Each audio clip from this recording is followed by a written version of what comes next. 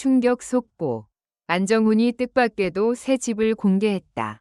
1. 침묵을 깨고 열린 문. 그날 아침의 공기. 그날 아침, 서울의 하늘은 유난히 낮게 깔려 있었다. 회색 구름 사이로 빛을 뜬 말듯한 햇빛. 그리고 평소보다 이른 시간부터 움직이기 시작한 방송 차량들. 아무도 예상하지 못했던 그 순간은 그렇게 조용히 다가왔다. 안정훈. 그는 늘 말수가 적었고 사적인 공간에 대해선 철저히 침묵을 지켜온 인물이었다. 예능에서도 인터뷰에서도 그는 늘 가족 이야기는 따로 드러내고 싶지 않다고 말해왔다. 그런 그가 그것도 새 집을 공개한다는 소식은 연예계 관계자들 사이에서 단숨에 긴급회의 소집 사유가 되기에 충분했다. 정훈 씨가 직접 공개를 결정했다고요? 네, 그것도 이유가 있습니다.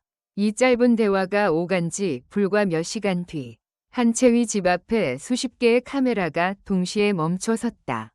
이 문이 열리는 순간 모두가 말을 잃었다.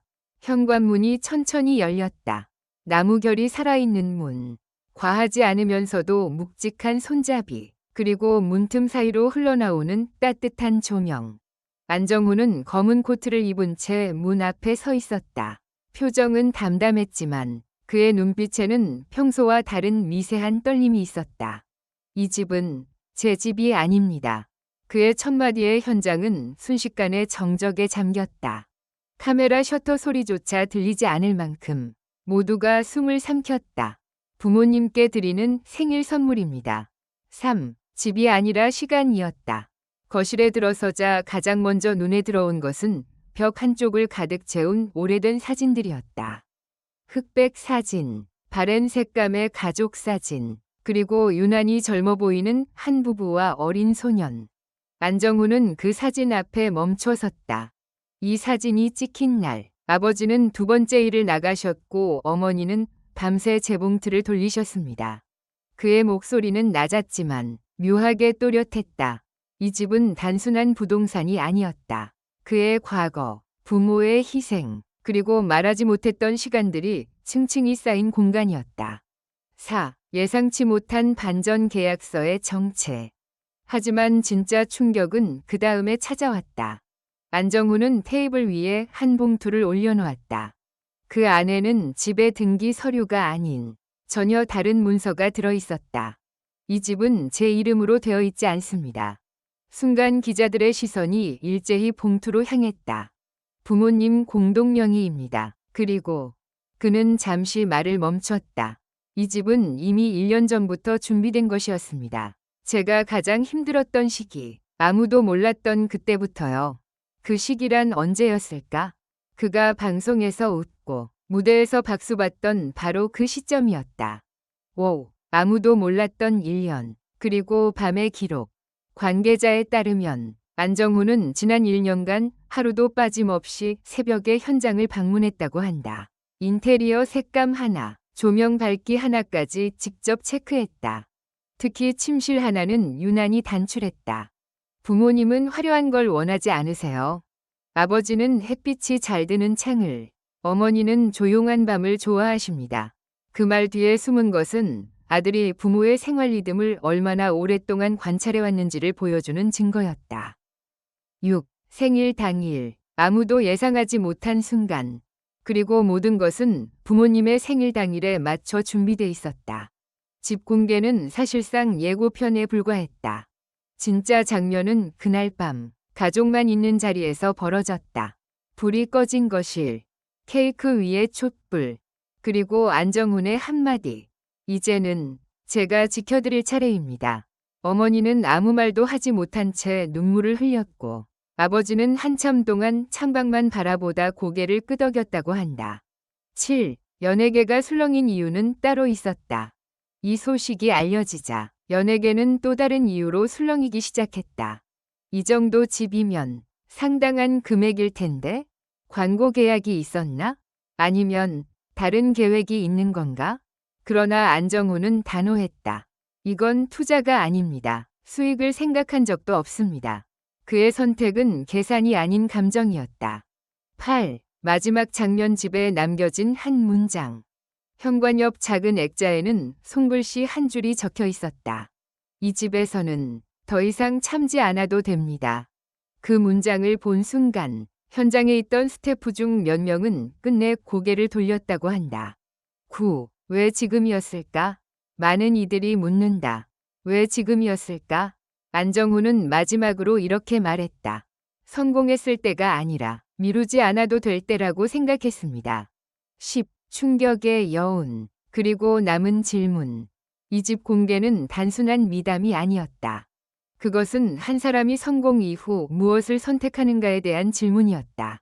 더 큰 집이 아닌, 더 비싼 이름이 아닌, 더 많은 스포트라이트가 아닌, 그는 부모의 시간을 선택했다. 그리고 그 선택은 생각보다 훨씬 큰 울림으로 남았다.